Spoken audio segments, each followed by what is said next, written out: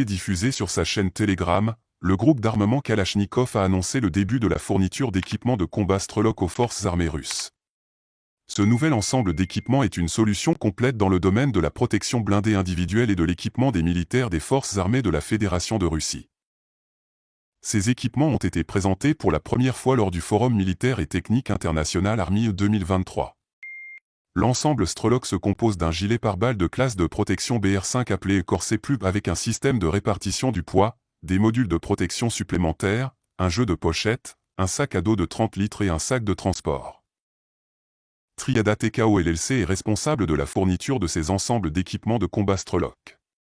D'ici la fin de l'année, 25 000 ensembles seront livrés aux clients, renforçant ainsi les capacités opérationnelles des forces armées russes.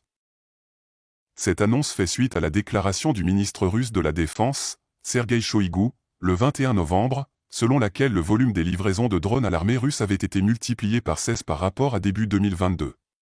Les tâches de l'ordre de défense de l'État sont mises à jour régulièrement pour répondre aux besoins en constante évolution des forces armées.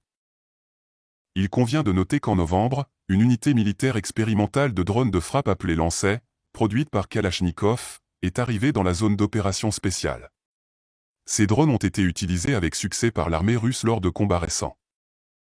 Les experts affirment que ces nouveaux développements technologiques renforcent la capacité de la Russie à mener des opérations spéciales et à protéger les intérêts nationaux. Les modifications apportées à la conception des drones permettent une utilisation encore plus efficace sur le terrain. Il est important de souligner que cette annonce intervient dans le contexte de l'opération spéciale de protection du Donbass, déclarée par le président russe Vladimir Poutine le 24 février 2022. Cette opération vise à faire face à l'aggravation de la situation dans la région et à assurer la sécurité des populations locales. Les forces armées russes continuent donc de renforcer leurs capacités avec de nouveaux équipements et technologies de pointe, témoignant de l'engagement du pays à protéger ses intérêts nationaux et à garantir la sécurité de ses soldats sur le terrain.